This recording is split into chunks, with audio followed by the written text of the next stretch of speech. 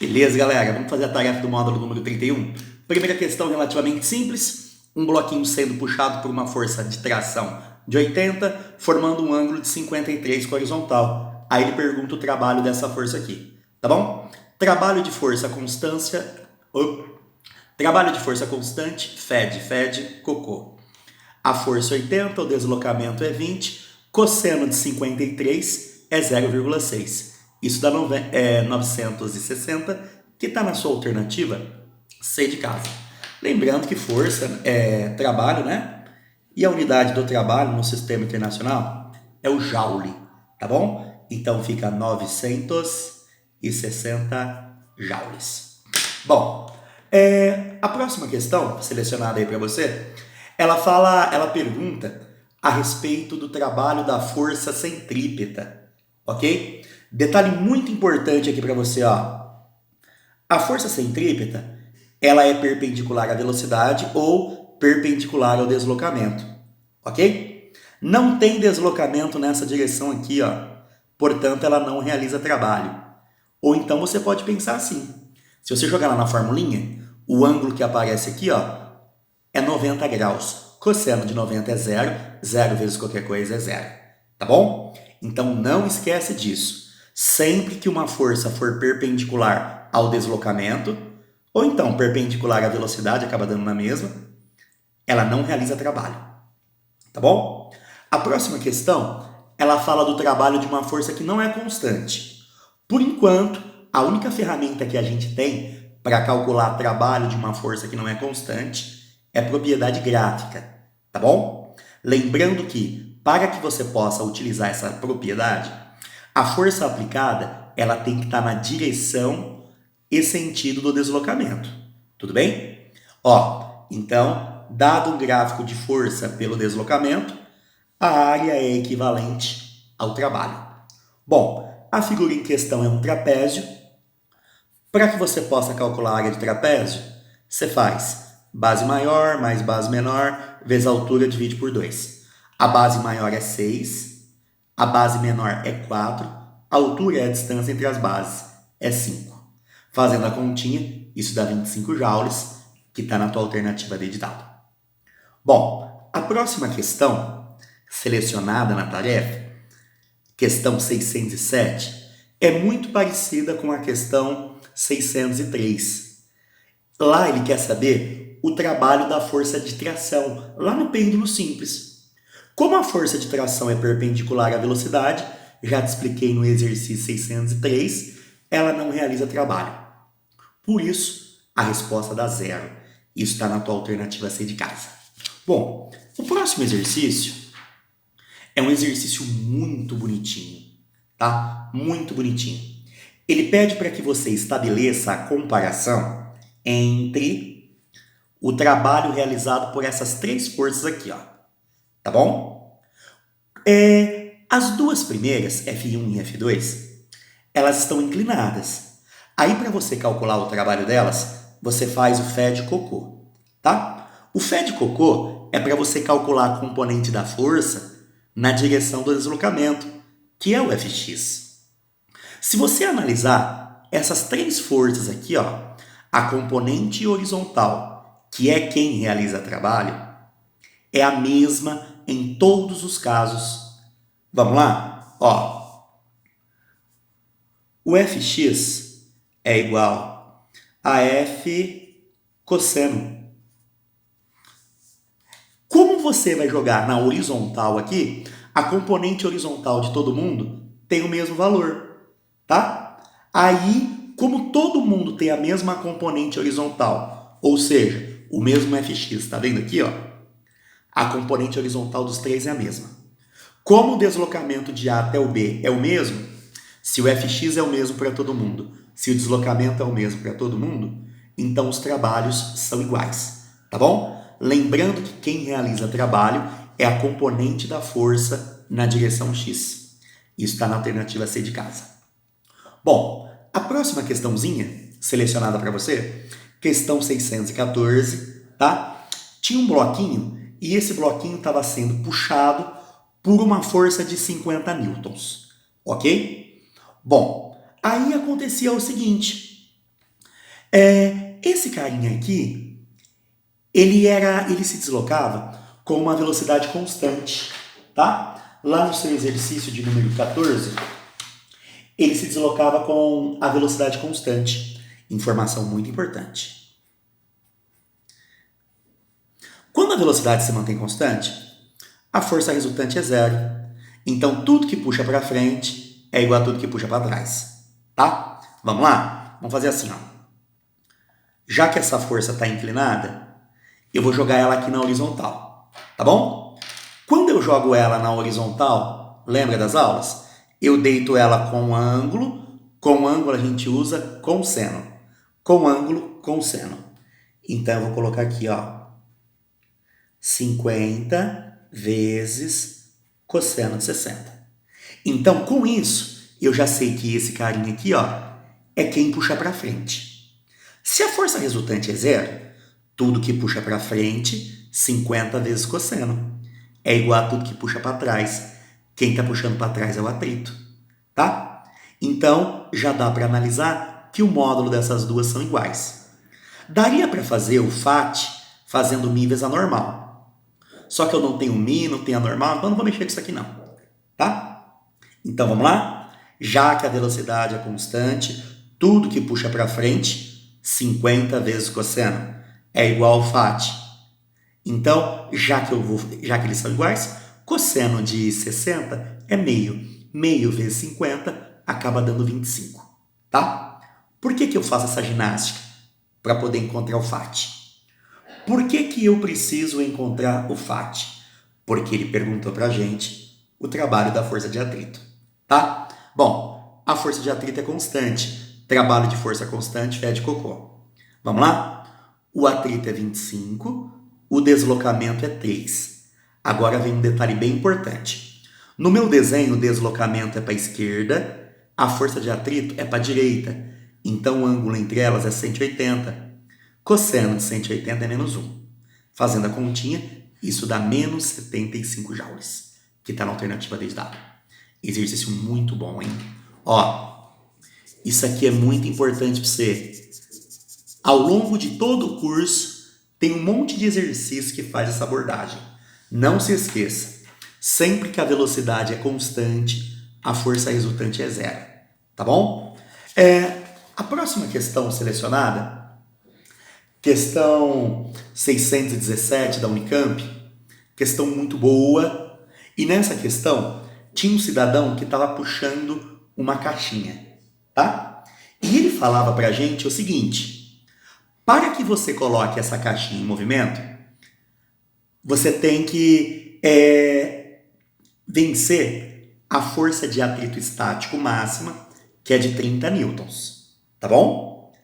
Depois que já escorregou, o atrito passa a ser dinâmico e, segundo o texto, ele é um pouquinho menor, vale 20 newtons. Então, se eu quiser colocar em escorregamento, eu tenho que aplicar uma força maior que 30. Depois que escorregou, o atrito passa a ser constante, ele é chamado de dinâmico ou cinético e vale 20. Tá bom? Então é isso aí que está acontecendo. Ó, primeira coisa que ele perguntava, coeficiente de atrito estático. Vamos lá? Bom, a força de atrito máxima é o μ estático vezes a normal. O FAT máximo era 30, o μ estático é o que você vai achar, e a normal é equivalente a 200 newtons, tá bom? Lembrando que, como não tem, como verticalmente eu tenho equilíbrio, a normal e o peso, elas acabam se cancelando. Então, em módulo, essas duas são iguais. Fazendo a continha, o μ estático dá 0,15. Ele não tem unidade, ele é adimensional. FAT dinâmico, mesma coisa. 20 aqui, 200 aqui, fez a conta, deu 0,1, tá? A primeira parte é relativamente de boa, é relativamente tranquilo. Bom, lá no item B de bola, o cara ele faz o seguinte, ele fala que o bloquinho se desloca com uma velocidade constante. Isso significa que a força resultante é igual a zero, tá? Se a força resultante é igual a zero, sabe o que isso significa? Que tudo que puxa para frente, que é a força feita pelo cidadão, é igual a tudo que puxa para trás, que é o FAT, tá bom? Como a velocidade é constante, tudo que puxa para frente é igual a tudo que puxa para trás, tá? E ele quer saber o trabalho da força feita pelo cidadão aqui. Vamos lá? Como é uma força constante, o trabalho dela fede cocô. O módulo dela é 20, o deslocamento é 5, o deslocamento é para a direita, a força aplicada é para a direita, então o ângulo entre elas é 0. Cosseno de 0 é 1. 20 vezes 5 acaba dando 100 joules, tá? Este é o trabalho da força feita pelo cidadão aqui.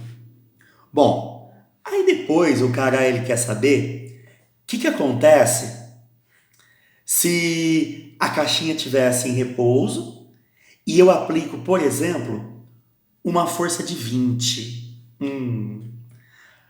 Para que a gente pudesse colocar esse bloquinho em movimento, sabe o que tinha que acontecer?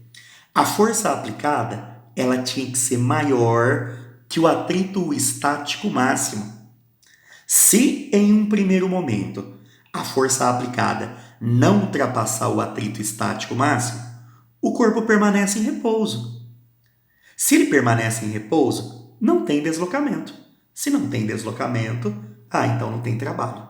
Tá bom? Questão muito boa é a questão 17 aí de vocês. Questãozinha da Unicamp, tá bom? A questão 618, ela falava o seguinte: tinha um corpinho, esse corpinho partia do repouso aqui, ó. Então a velocidade inicial dele era igual a 0. Ele ficava sujeito à força-peso, a resistência imposta pelo ar se opõe ao movimento, a aceleração dele era para baixo e valia 2. Aí o cara pergunta pra gente: quanto vale a força de resistência do ar? E depois ele pergunta o trabalho da força de resistência do ar depois de 1 segundo de deslocamento. Vamos lá? Joga Francisco, meu amigo. O peso era 4. Está a favor da aceleração, entra positivo. A força de resistência do ar, ela sempre se opõe ao movimento. Está contrária à aceleração, então ela entra negativo. A massa é 0,4 e a aceleração era 2. Portanto, fazendo a continha, a gente chega aqui à força de resistência do ar tem módulo 3,2 newtons. Tá bom? Agora, o que a gente precisa fazer? Eu preciso encontrar de quanto foi o deslocamento desde o início até o fim. Porque ele perguntava pra gente o trabalho da força de resistência do ar, então eu vou meter um fé de cocô para ela, tá? A força eu já tenho. Vale 3,2. Você viu, ó? A força de resistência do ar é para cima. O deslocamento é para baixo. O ângulo entre elas é 180. Então, lá na formulinha, no lugar do ângulo, aí já estava aqui, nem vi, ó. Você vai colocar 180, tá? Agora, vamos fazer o seguinte. Vamos calcular de quanto foi o deslocamento.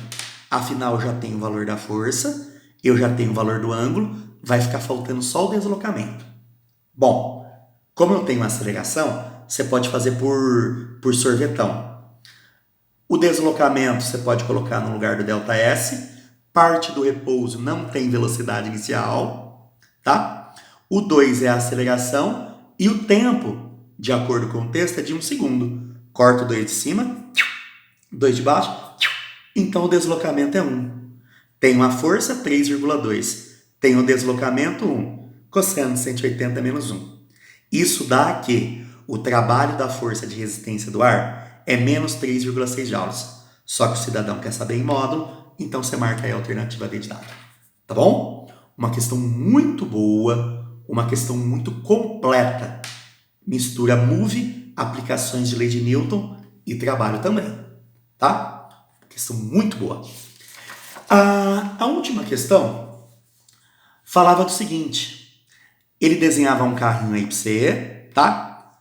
Podemos dizer, a grosso modo, que essa daqui, ó, é a força transmitida pelo motor. Como ele se desloca para frente, a força de resistência do ar é para trás. E ele dava a formulinha da força de resistência do ar. Bom, informação importantíssima. A velocidade do carrinho é constante. Conclusão, força resultante é igual a zero. Logo, tudo que puxa para frente, motor, é igual a tudo que puxa para trás. Então você já pode igualar essas duas aqui, ó. Foi o que eu fiz. Eu igualei as duas. Este C era uma constante que valia 200. Esse V era a velocidade que valia 20. Fazendo a continha, a força do motor tem módulo igual a 4.000 newtons. Tá bom? Que, aliás, essa daqui também tem, né? Só que essa para trás e essa aqui é 4.000 para frente. Elas são iguais em módulo, porque a velocidade é constante. Tá bom? Ele perguntava para a gente o trabalho da força do motor. Bom, a força do motor eu já tenho. 4.000. Agora vamos calcular o deslocamento? Joga lá no triangulinho, ó. Velocidade, deslocamento, tempo. Aquilo que eu pedi, você vai ter que tampar. Tampa o deslocamento, fica a velocidade vezes o tempo, né? A velocidade era 20, o tempo aí que ele diz era 10, isso dá um deslocamento de 200. Então já tem um deslocamento. A força do motor é para a esquerda, o deslocamento é para a esquerda, então o ângulo entre eles é zero. Cosseno de 0 é 1, deslocamento 200, força é 4.000, ok? Então isso aqui vai dar 800 mil joules, também conhecido como 8 vezes 10 a quinta joules. Beleza? Senhores, capricha nessa tarefa, ok? Trabalho, energia, que são assuntos que estão por vir ainda aí, cai demais no teu vestibular. Valeu, galera, até a próxima.